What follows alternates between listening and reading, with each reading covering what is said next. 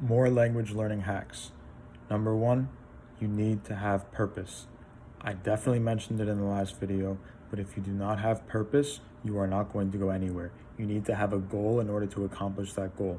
If you want to be able to listen to Daddy Yankee, listen to Daddy Yankee. If you want to be able to go to Costa Rica and communicate with people, or you want to be able to go to like Brooklyn and communicate with people, you have to be able to see it, believe it, and then do little steps along the way in order to achieve your goal. What my main purpose is I want to give the people the respect that I feel that they deserve. When I communicate with people and I can't communicate with them in their native tongue, it drives me crazy.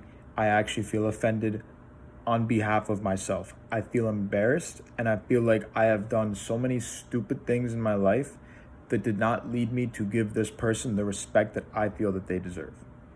Just as another human being, just a baseline default, I want to be able to at least communicate with you or understand you in your native language. So that's number one, purpose, the most important thing. If you don't have that, if you don't have a purpose and you don't have a goal, you're not going to get anywhere. If you're just trying to learn Spanish or you're just trying to learn French for your school, that's fine, get the grades and then move on. But if you actually are trying to indulge in a new culture, a new way of living, a new way of thinking, new languages open different patterns of thinking.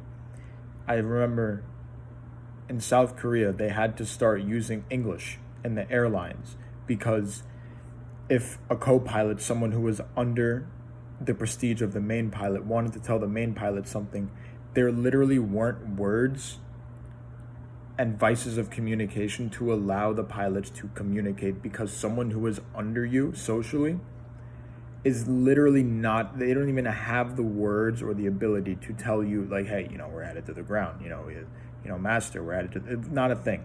It's literally not a thing. So if you are able to just communicate with people the way that you want, 100%, you are doing incredible. Number two is consistency. Consistency is by far the most difficult thing to get.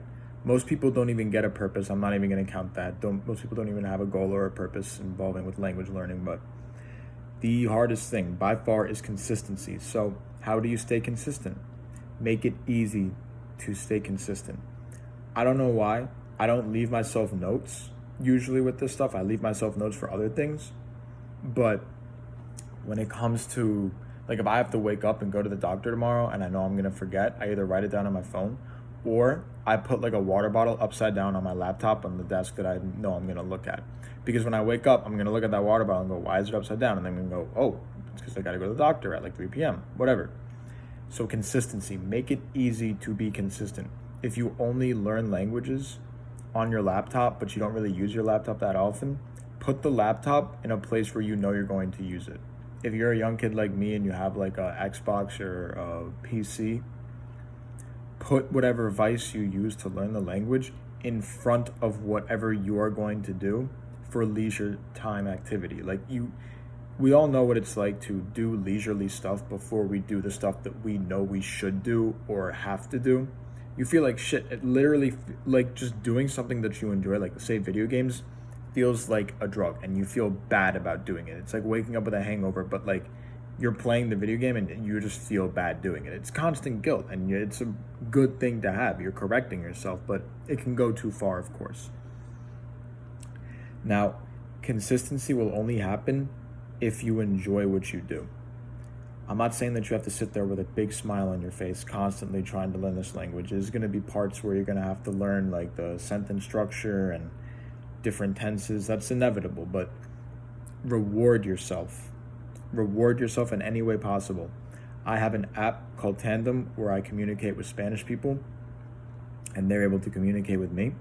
When I learn a new tense, I'm excited to speak to them in that new tense, because every single time, number one is because Spanish people are just tend to be very appreciative of English speaker learning their language because they're just not used to it. But when I talk in a new tense, even if I mess up, just the fact that they know that I'm trying to break another barrier with them, I always get, like, good job. Like, actually, like, I can't believe that you are like learning, like, you're not just doing the basics to try and understand the guy who's like speaking on the corner next to you. You like actually want to know, how was your day? How has your day been? It's the small things like that that make people actually legitimately like you. Teddy Roosevelt is a good example. He was president of the United States. If you don't know, you're not from the United States, I don't blame you. He's probably a nobody to you. But he would walk by his massive estate and he would go, "Oh, hello, Annie, hello, John," to the people who literally worked for him. He knew the people in the little cottage. He was rich enough to have a cottage, have an entire estate to himself. It's because he loved nature that much. And he would tell people, like this guy's wife, I think her name was Annie. She was asking him about some certain type of bird because maybe she saw it, she wanted to know about it. He called them up one time. He's president of the United States. He called them up one time and he was like, "Yo, it's outside your window. Look outside your window. I just saw it myself." I think David Rockefeller, he had a Rolodex, I think it's called. He had a massive Rolodex. If you don't know what a Rolodex is, my dad used to have one. I think he still does, but he doesn't really use it anymore. It's like a little thing that you can roll. It's like a cylinder that you can roll, and it has different index cards on it. So it's like it's alphabetically ordered most of the time. So your name is Alfonso. Alfonso's number 1, and then Zach is in the back, and then everyone, like Peter's in the middle. All you got to do is roll it up, and you see like, oh, Peter, phone number, address. He's my doctor, so orthopedic doctor, whatever. David Rockefeller, literally a billionaire, he would have these people's contact name, number, and he didn't have like contacts. He had people who we know, Nelson Mandela type people. He would have like Nelson Mandela, he wrote a book, or Nelson Mandela, this is the prize that he gave to me. So when he would call them and be like, "Yo, I'm going to be in South Africa. What are you doing? What's up? What are you doing in South Africa, Mandela?" He would have the ability to just remember to say, "Yo, thanks for the belt," or like, "Thanks for the sword that you gave me." Say you go to Japan and they give you like a sword because you're important like that. You have the ability to just, with the ease, just write it down. "I went to Japan, dude number 1 gave me sword. Thank him for the sword. Tell him that I've been slicing watermelons," or something like that, or "my kids love playing with it." I don't know. But it's the fact that you remember things about people. It's the fact that you are that you make an effort. You literally put energy into making this person feel good. And that is such a lost art today. And it's the same people who don't do those types of things, those little things that make people actually like you.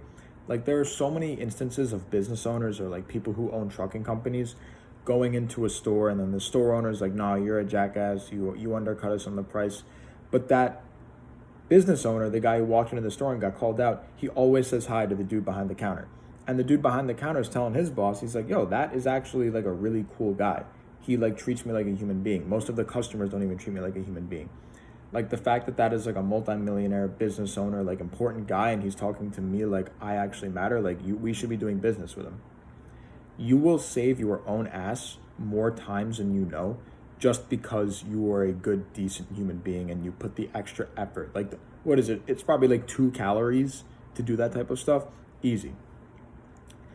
Third thing, if you want to learn the language, is you cannot stress about the small things. You're never going to learn every word. Not even Spanish people know every word in Spanish. I don't even know every word in English.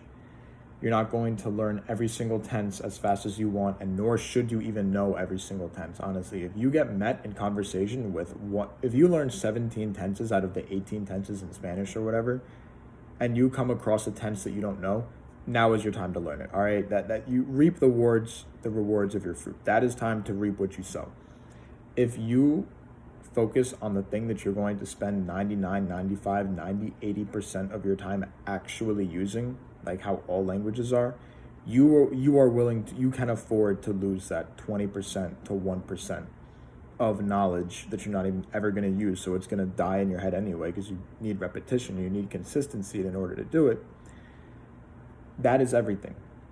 That is how you're actually going to make progress in your language. This is the thing that I have the most trouble with, because if I'm reading a story, like I'm reading a story in Spanish now, and recinto. It means enclosure, but every single time I read the story, it's like, what the fuck is recinto? I just learned this. I did this yesterday and I did it this morning. I know what it is, but I just can't. It's okay. All right, the time I'm spending stressing about it is not worth it. It's not worth the stress in the first place, and it's not even conducive to my learning in this situation. So just don't even bother with it.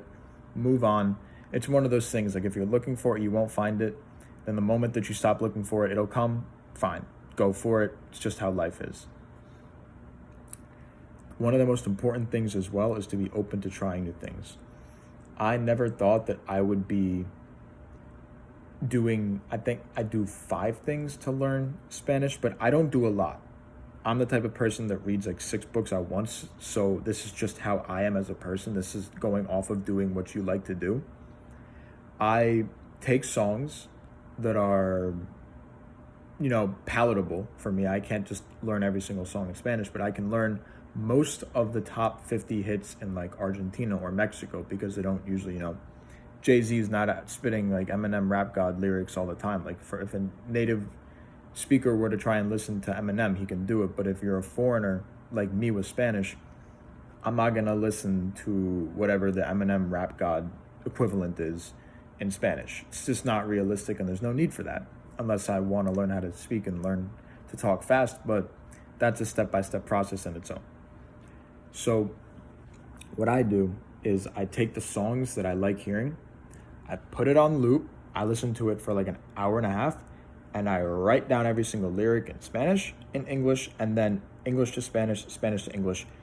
I will never forget these songs. Just simply put, I will never forget them because I wrote them down so many times. I wrote the Spanish version 3 times, and I wrote the English version twice. And I've translated it, and I'm looking up like each tense that it's in. I'm not going to remember each tense, and I'm not going to remember every single word, because once you take that word out of its context, it's a lot harder to remember it. But it helps so much, and it's also like a good dive into the culture itself that it's so easy to do. And I can't really explain this other than it's just how the brain works. If you are in a stressed mindset, this is another thing I have a problem with. If you are in a stressed mindset, you are not going to learn. You're not going to learn anything, but language especially. You need to be in a calm mind. You need to be willing to learn, and you have to be curious. Curiosity is the biggest thing. A lot of people complain like, oh, I'm too old to learn a language. You're just not curious enough. Old people, me, I'm old, I'm not old, but in terms of learning a language, people complain that I'm too old to do it. You are not. You have contextual clues. It is a lot easier. If you don't trust me, trust Xiaoma and Steve Kaufman. All right, don't trust me. I understand I'm a nobody in like the language learning sphere, but trust Xiaoma, trust Steve Kaufman. People who are older, we destroy. We are a lot better at learning languages. That is just an excuse. And even if it is a good excuse, which it's not, even if it was, you're going to complain about something you literally cannot control. One of like the 3 things in this world we can't control, which is time. Don't even bother learning anything in life, because if the one roadblock is going to make you sit down, pout, and cry. All right, don't even watch the video. 13 minutes in, too far for you. It's over for you if that's your complaint.